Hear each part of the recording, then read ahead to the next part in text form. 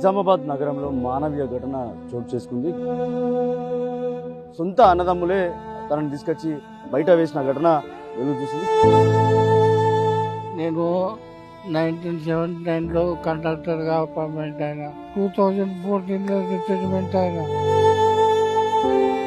2021లో మా భార్య చనిపోయింది. జూలైలో నాకు పక్షవాతం వచ్చింది సార్.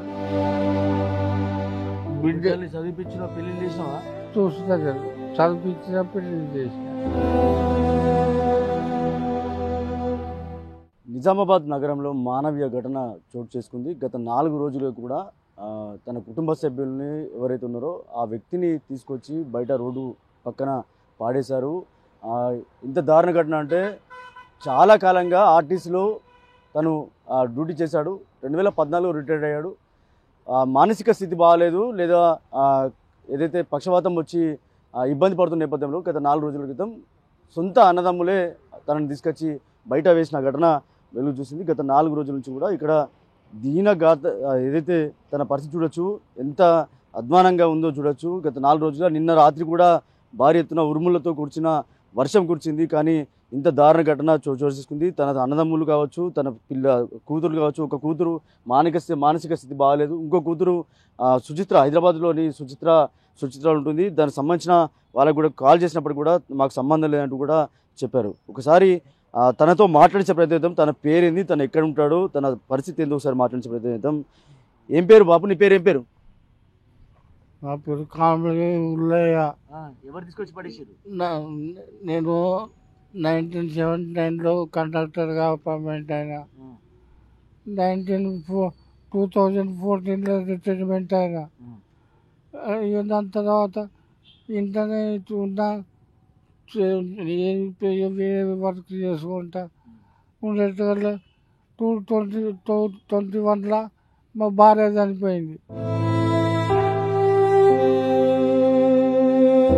మేలో చచ్చిపోతే జూలైలో నాకు పక్షవాతం వచ్చింది సార్. పక్షవాతంతో న్యాయపడ్డా.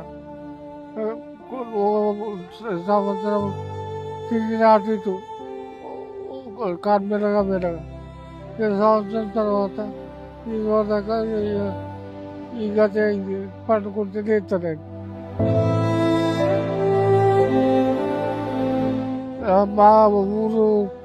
మా ఊరికి పంపిస్తే మా అల్లుడు పంపిస్తే మా తమ్ముడు లేకుండే.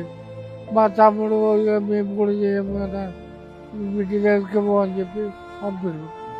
బిడ్డ దగ్గరికి పోమని పంపితే మా అల్లుడు ఏం చేసిండు, చూసుకోలేదు. మా అల్లుడు ఈయనే ఉంచింది. ఇక బిడ్డల్ని చదివించిన పెళ్లి చేసినావా? చూస్తా కదా, చదివించిన పెళ్లి చేసిన.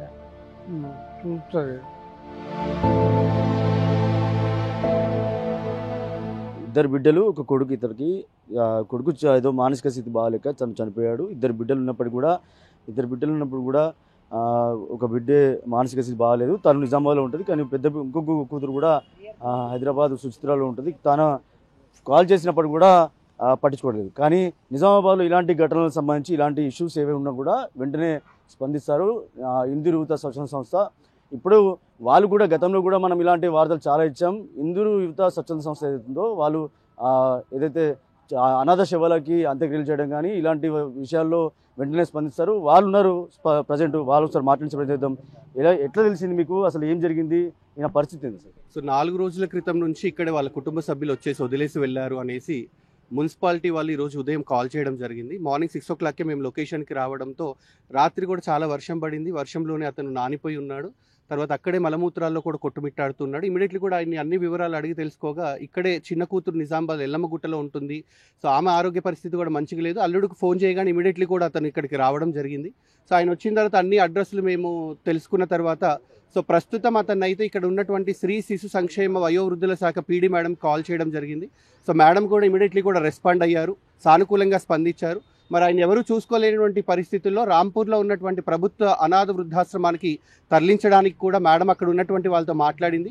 సఖీ కేంద్ర టీం కూడా ఇక్కడికి వచ్చారు. ఇప్పుడు సఖీ కేంద్ర వెహికల్లో ప్రస్తుతం అతన్ని అయితే అక్కడికి షిఫ్ట్ చేయడం జరుగుతూ ఉంది. ఇది ఓవరాల్గా నిజామాబాద్లో జరిగిన విషాద ఘటనకు సంబంధించి ప్రస్తుతం అయితే తనని ఒక ఆశ్రమానికి తరలిస్తున్నారు. ఇలాంటి ఘటనలు తరచూ జరుగుతూనే ఉంటాయి. కానీ 4 రోజుల క్రితం 4 రోజులుగా ఇక్కడ తను తీసుకొచ్చి కుటుంబ సభ్యులు కావచ్చు, లేకపోతే అన్నదమ్ములు కావచ్చు, తీసుకొచ్చి ఇక్కడ పాడేశారు. తన పరిస్థితి కూడా చెప్తున్నాడు. ఎప్పుడు నేను ఉద్యోగం చేశాను, ఎప్పుడు రిటైర్డ్ అయ్యాను, కానీ బిడ్డలు ఉన్నారు, అన్నదమ్ములు ఉన్నారు, తీసుకొచ్చి పడిచారు, నన్ను చూసుకోవట్లేదు అనే విషయాన్ని చెప్తున్నాడు. కానీ ఇలాంటి ఘటనలు మరోసారి పునరావృతం కాకుండా చూసుకోవాల్సిన బాధ్యత అటు కుటుంబంలో ఉండొచ్చు. అలాగే ఇలాంటి విషయంలో వెంటనే స్పందిస్తున్న స్వచ్ఛంద సంస్థలు కావచ్చు, ఇటు ప్రభుత్వ అధికారులు కావచ్చు, ఇలాంటి ఘటనలో స్పందిస్తున్న నేపథ్యంలో ఇలాంటి ఘటనలు మరోసారి కాకుండా చూడాల్సిన బాధ్యత అయితే ఉందని చెప్పుకోవచ్చు. కెమెరా పర్సన్ సందీప్తో రాజేష్, బిగ్ టీవీ, నిజామాబాద్ నుంచి. For more videos like this, subscribe Big TV channel.